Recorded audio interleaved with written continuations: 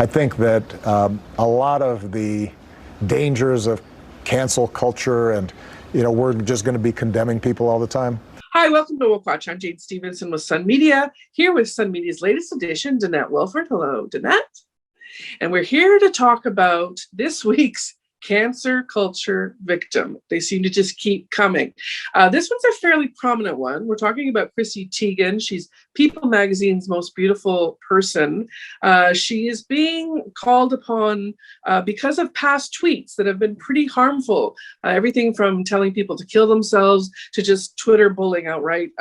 Everything from 10 years ago to more recently. I guess I'm wondering, Danette, what you think of where we're at with Chrissy, who has now apologized twice. Maybe I'm in the minority, but I like to believe people can change. I think that some people might argue that her apology could use some work, and that she only issued it because she started losing work. But I like her. She always seems pretty down to earth. She makes fun of herself a lot. She's always one to fight back against trolls.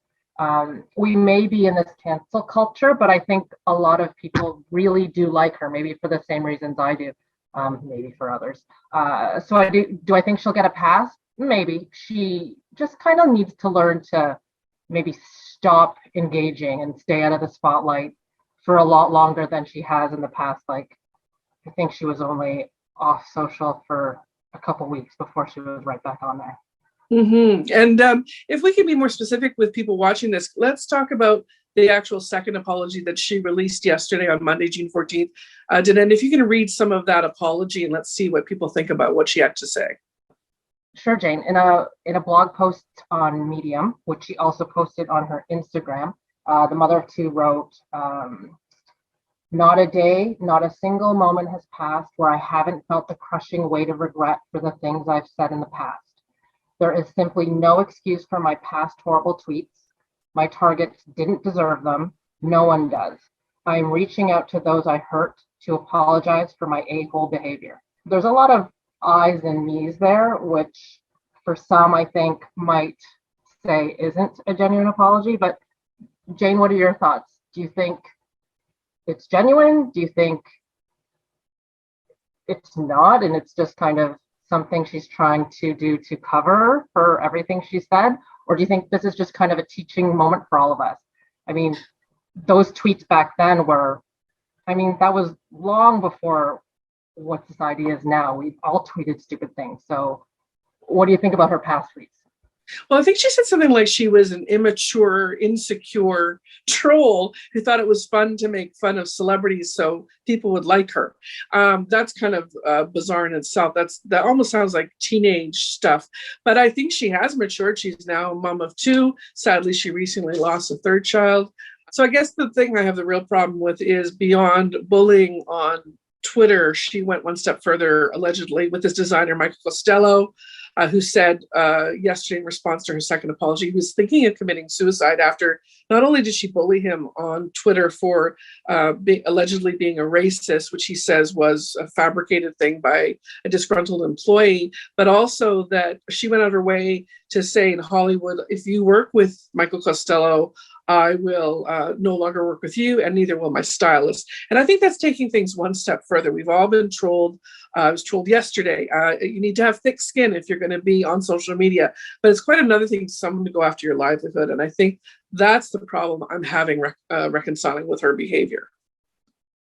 No, I agree. It would just be healthy for her and maybe for everyone if she would kind of just stay off social for a bit. But she almost seems addicted to the attention. I remember she wrote in the apology something about her meanness was not masquerading as a kind of casual, edgy humor. I mean, there's no masquerading of the meanness. Like, it was straight up mean. I mean, you can't get any meaner than wishing death on someone.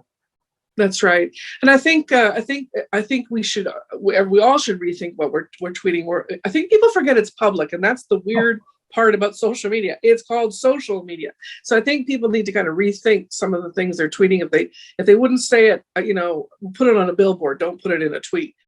So Danette, I guess the big question now is she's married to this EGOT winner, John Legend, who's kind of beloved in Hollywood. He also has his own opinions. He's often on Bill Maher talking about politics and other things. Do you think just the fact that he has some cred will help her in terms of her reputation rehab going forward? Most definitely. He's like one of Hollywood's good guys. So depending on your ride or diness for Chrissy, her apology can come across as genuine or off. And I like to chalk it up to classic Chrissy, which might not be a great thing here. It's kind of too casual, like she's just chatting up with friends, though maybe that's just the realness vibe that she likes to give off. And she's also been a joker. But again, the tone of the apology shouldn't be jokey. It should be dead serious. But I think if anyone can help her out of this, aside from herself in staying off social media, it's her husband. Okay, well, we'd love to know what you think on Facebook and Twitter, and please subscribe to our YouTube channel.